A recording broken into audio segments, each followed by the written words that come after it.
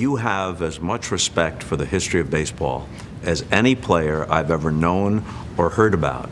You've been to Cooperstown 7 or 8 times already just because you're interested in the history of the game. もちろんそうですね。Of course, I wanted to learn about the history, and that's one of the reasons. But really, as I played and as I hit milestones, broke records that some of the old Hall of Famers had accomplished, I felt really a close relationship with them.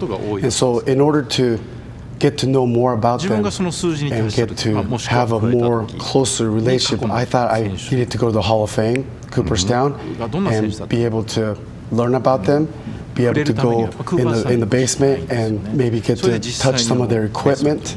And that's kind of how I became closer to some of those players that I was able to tie or pass some of the records. シスラー、ジョージ・シスラー Yes. という選手と、ウィリー・キーラーという選手ですね。That's one of the things I've admired most about you. Sisler's daughter was at the game when you tied or passed him. And then when the All-Star game was in St. Louis in 2009, you visited his gravesite and said that you wanted to honor this grand upperclassman of the game. What a wonderful thing. そうですね。やっぱそういう気持ち。George Sisler's daughter came to Seattle and to watch, and I was so grateful for that.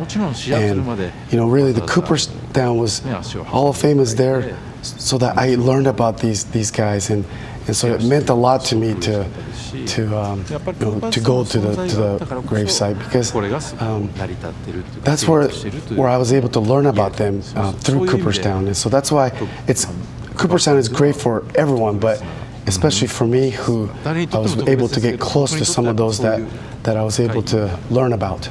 What does it mean to you, given your respect for the history of the game, that you are the first Japanese player in the American Baseball Hall of Fame? で嬉しかったのは、It wasn't a goal of mine to be in the Hall of Fame. I started my professional career at 18. It's just a little, every day working on the little things and working hard every single day and just getting better every single day.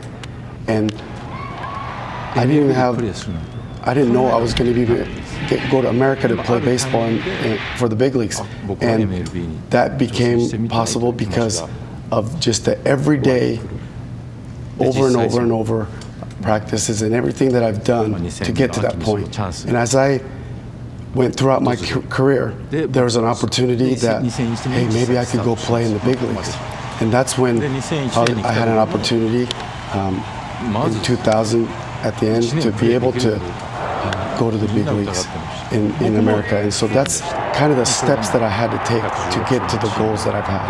In 2001, my career started here, and